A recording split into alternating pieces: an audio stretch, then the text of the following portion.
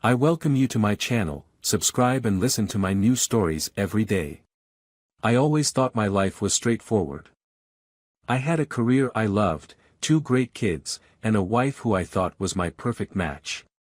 Lauren and I were together since high school. We grew up side by side, went to the same college, worked through the awkwardness of early adulthood, and eventually built a life I was proud of. She was my rock.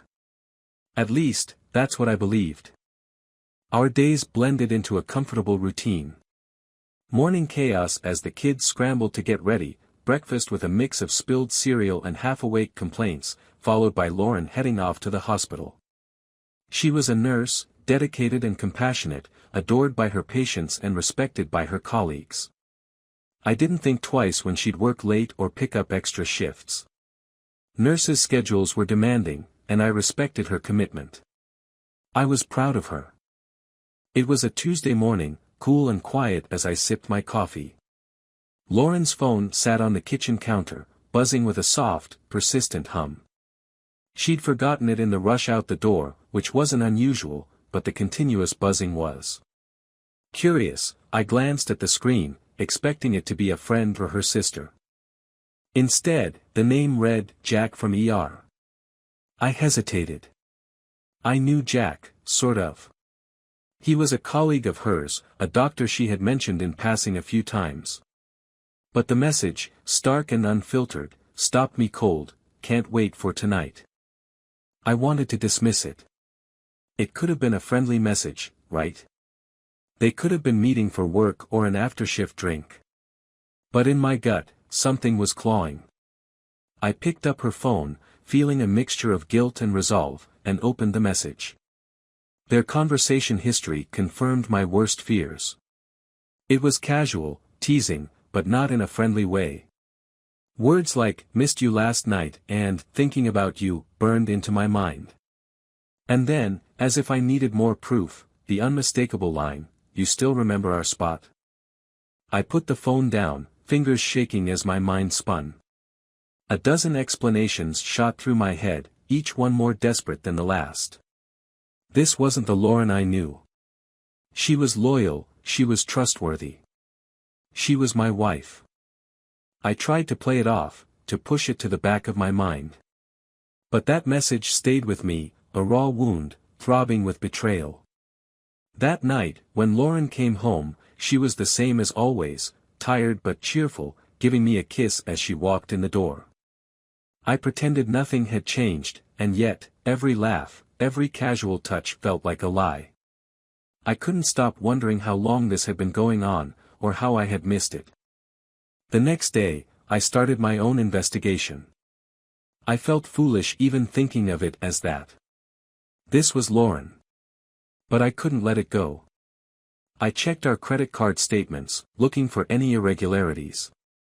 There it was, a high-end restaurant bill from the previous week, a place we'd never gone together. Then, a hotel charge a few months back. Work conference, she had said, with the same casual smile. I was unraveling, and fast. Every mundane moment suddenly felt loaded with hidden meanings. Every time she picked up her phone, my eyes tracked her, searching for signs of deceit. I felt like a stranger in my own home. The following weekend, she told me she'd be out late for a work meeting. My heart was racing, knowing now exactly where she was headed. I watched her get ready, applying makeup she rarely bothered with, choosing clothes that were a bit too nice for just a casual meeting. I kept my face neutral, nodding, smiling even, as she said goodbye and kissed me on the cheek. Once she left, I sat there in silence, letting it all sink in. The realization hit me harder than I expected. I was losing my wife to a man I'd never met. After that weekend, something in me shifted. I wasn't just hurt anymore, I was determined. I had questions that needed answers. Was this some fleeting fling, or was there a whole hidden life Lauren had been living right under my nose? Every moment, every kiss, every, I love you, she'd said to me felt like it was part of some cruel act. I needed the truth. For the next few days, I kept things cool and unassuming. I went through the motions, kept up appearances. If Lauren noticed me acting differently, she didn't let on. But then again, maybe she didn't notice because she was too focused on him. The thought made my stomach churn. While she was at work, I started digging through everything. Credit card statements, bank records, even her old emails. It felt wrong, like I was crossing a line, but hadn't she crossed it first? Her recent credit card history painted a picture I'd never expected. There were restaurant tabs, sometimes small charges, sometimes shockingly high. And hotel bookings I'd never heard about. What she had explained as work expenses lined up all too well with dates she was supposedly working late or out with friends. One evening, I waited until she was asleep, the sound of her breathing steady and peaceful beside me. Then, heart pounding, I reached for her phone. I knew her password, she'd shared it with me ages ago, back when trust wasn't even a question. I scrolled through her messages, but she must have deleted most of her exchanges with him. Clever. But not clever enough. The app for her email account was open, showing recent messages with a subject line that stopped me in my tracks, looking forward to our weekend. It was from him. There, in just a few short sentences, was everything. He mentioned a cabin they'd rented for some time away, his excitement at seeing her. She responded in kind, with words that cut me deeper than I thought possible. It wasn't just lust, it was something deeper, something that made me feel like I was the outsider. I felt sick, my mind racing with all the places this could lead. They were planning something bigger, something that wasn't just a one-time fling. In that moment, all my emotions, anger, sadness, betrayal, boiled down to one thing: I wanted her to feel the same pain I was feeling. But not through yelling or pleading. No, I needed something bigger, a reckoning that would make her realize exactly what she'd thrown away. The next day, I visited a lawyer.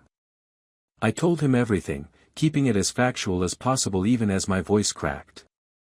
I'd never imagined myself sitting in a sterile office, discussing a divorce with a stranger, but I knew I had to protect myself. My lawyer suggested I gather evidence, even though my findings so far were solid. The more concrete proof I had, the stronger my case would be if this escalated to court. He mentioned how these things can get messy, how accusations turn into long battles that drain you emotionally and financially. But with enough proof, he assured me, I'd have the advantage. So I started gathering. Every time she mentioned a work trip or late night, I logged it, saving receipts and messages. I called her friends who'd supposedly been out with her during some of those nights. Most hesitated, not wanting to get involved, but a few reluctantly admitted they hadn't seen her. Then came the hardest part: pretending. Every day, every night, I had to act as though things were normal, as if my life wasn't falling apart. Every smile felt forced, every touch like a betrayal of my own self-respect. I found myself struggling to look her in the eye, to carry on small talk when all I wanted to do was scream at her. But I held back. If I wanted this plan to work, I needed her to suspect nothing. The breaking point came a week later. She told me she was heading to a conference in a nearby city, just overnight. I knew exactly what was happening, and yet I watched her pack her bag, fill it with little things she never brought along for work: her perfume, a dress she only wore on special occasions, a small gift bag. I felt my stomach twist as she kissed me goodbye, her eyes holding a hint of guilt that I might have missed before. Or maybe it was just my own paranoia. As soon as she left, I was on a mission. I called the hotel where she said she was staying and inquired if there was a booking under her name. There wasn't. But I wasn't surprised. I went to my computer and logged into the GPS tracking app I'd set up on her phone, which let me see her location in real time. She was headed to a cabin several hours away, in a secluded area we'd visited once on a family vacation. The thought that she was going there, a place where we'd made memories together, with someone else, it was almost unbearable. I forced myself to watch, refreshing the GPS screen every few minutes as she got closer to the cabin. When she arrived, I felt a numbness settle over me. I realized that I'd finally hit the point of no return. There was no forgiving this. She'd crossed a line, and now so would I. I sat down, taking in what this meant. My family, my marriage, it had all been an illusion. I no longer had a choice. After confirming her destination that night, I knew exactly what I had to do. I wasn't just going to confront her, I wanted her to feel the devastation she brought into my life. I spent hours pacing the living room, running through scenarios in my head. The more I thought about it, the clearer my path became. Confronting her in a shouting match wasn't enough, I wanted her life to come crashing down in the way mine had. The next day, I took our kids to my parents' house, explaining that Lauren and I needed some time to sort things out. They didn't ask many questions, sensing the tension I was barely concealing. Once the kids were settled, I made my way to the bank. I'd already consulted my lawyer about the steps I needed to take to secure our assets, and I spent the better part of the day setting up a separate account, moving funds, making arrangements. In my mind, each transaction was another nail in the coffin of the life I'd once believed in. When I returned home, I was ready. I gathered every piece of evidence I'd accumulated, texts, receipts, GPS locations, and assembled them in a folder on my laptop. I printed out the messages, highlighted the damning lines, and organized everything in an envelope with her name on it. Then, in one last act of preparation, I wrote a letter detailing exactly how I'd found out about her lies.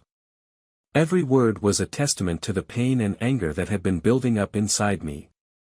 The truth laid bare, with no room for her to argue or explain. By the time she returned, the weekend was over. She walked in, pretending to look exhausted, bags under her eyes like she'd just returned from a hard weekend of work. But her performance didn't fool me. I watched her walk in, pretending nothing was wrong, her face a mask of normalcy. I couldn't tell if she was oblivious to my silence or if she was just choosing to ignore it. Either way, I waited until she'd unpacked, had her dinner, and we'd put the kids to bed. Once the house was quiet, I made my move. I sat her down at the kitchen table, laid out the evidence, and pushed it across to her. At first, she looked confused, even dismissive. But as her eyes fell on the pages, recognition washed over her face. Her eyes widened, her cheeks flushed, and for the first time in all of this, I saw the shock of realization. She stammered, trying to speak, but I raised my hand to silence her. "Don't say a word," I told her, my voice barely above a whisper, the anger seething beneath each syllable. "You've already said enough." For the first time, Lauren was the one at a loss for words. I watched her struggle, her fingers nervously tracing the edges of the papers, her eyes darting between the pages as though hoping to find an explanation she could cling to. But there was nothing, only the brutal, undeniable truth of her betrayal. "I know everything," I continued, my tone cold and controlled. "The dinners, the hotels, the weekend you just spent with him. I know about the texts, the lies, every single detail." She finally found her voice, her face crumpling. "I'm sorry," she whispered, barely audible, her eyes filling with tears. "It wasn't supposed to go this far. I never meant for any of this to happen." I laughed, a harsh, bitter sound. "Wasn't supposed to go this far? Lauren, you built an entire life around this lie. And while you were off with him, I was here, raising our kids, keeping this family together." I couldn't stop the words from pouring out, every bottled-up frustration and resentment breaking free. She reached out to touch my hand, but I pulled away, the weight of her betrayal still too raw. "What do you want me to say?" she asked, tears streaming down her cheeks. I was confused. I was lost. "Lost?" I repeated, my voice laced with contempt. "We have 2 kids, a home, a life together. How could you be lost?" She didn't answer, and maybe that was the most damning thing of all. I took a deep breath, steadying myself. "It's too late for apologies. I want you to leave. Tonight." Panic flared in her eyes. Where am I supposed to go? I shrugged. That's your problem now. You should have thought of that before. I stood up, no longer willing to listen to her excuses, and left her sitting there in silence. I could hear her sobbing quietly as I walked away, but it didn't move me. I went to bed alone, lying in the dark, feeling a strange mixture of relief and anger. This was the beginning of the end, and while it hurt, it also felt like a burden had been lifted. The next morning, I woke early, hoping to get out of the house before Lauren stirred. But as I walked downstairs, I found her sitting on the couch, clutching her phone, her eyes red and swollen. She looked up as I approached, a glimmer of desperation in her gaze. "Please," she began, her voice hoarse. "Can we just talk?" I shook my head, my resolve unbroken. "There's nothing left to talk about, Lauren. This is over." She opened her mouth to argue, but stopped, realizing that she had no defense. I watched her, feeling strangely detached, as if I was watching a scene from someone else's life. For so long, she'd been the center of my world. But now, I felt nothing. Without another word, I turned and walked out the door, leaving her behind, knowing that she was finally feeling even a fraction of the pain she'd inflicted on me. The house felt emptier than I'd imagined, but not in a way that made me feel free or triumphant. Instead, it was quiet, an unbearable silence settling into every corner, magnifying each creak, every whisper of wind against the windows. The kids had sensed something was off, especially my daughter, who was old enough to pick up on our strained conversations and the nights Lauren spent sleeping on the couch. She didn't ask questions, but the worry in her eyes was enough to make me question if I'd done the right thing. Over the next few days, Lauren stayed away, renting a cheap room a few miles out of town. She texted me in fits and starts, each message carefully phrased, as though she was trying to chip away at my anger without setting off the pain that had now grown roots inside me. I rarely replied, usually with a simple, "not now," or "we'll talk later." But each message made my chest feel tight, the resentment pulling me under with each glance at her desperate words. Then, about a week after she left, she sent a different kind of message. This one had none of the usual apologies, no questions or pleas. It was just one line. "Please, can we meet? I want to explain myself, just once." Against every instinct, I agreed. I felt it was only fair to hear her side, to let her say her piece before I finalized everything. We arranged to meet at a small park outside town, a place we'd taken the kids to countless times over the years. The irony wasn't lost on me. When I got there, Lauren was sitting on one of the benches, her back hunched as she stared down at her hands. She looked thinner, paler. Even from a distance, I could see how much this separation was taking its toll on her. For a moment, I felt a flicker of pity, but I quickly pushed it away. She looked up when she heard me approach, her eyes widening. "Thank you for coming," she murmured, standing as if she'd prepared a formal speech. But when she started talking, her words weren't rehearsed or polished. They were raw, full of trembling vulnerability.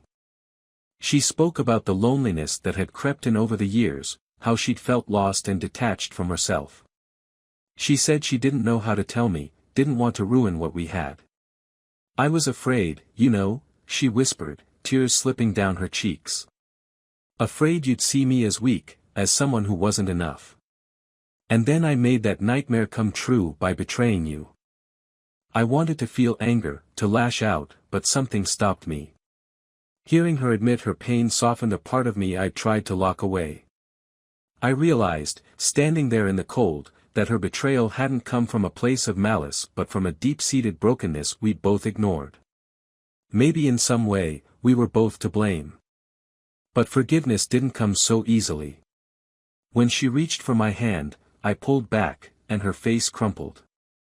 "I just wanted you to know the truth," she whispered, her voice barely audible.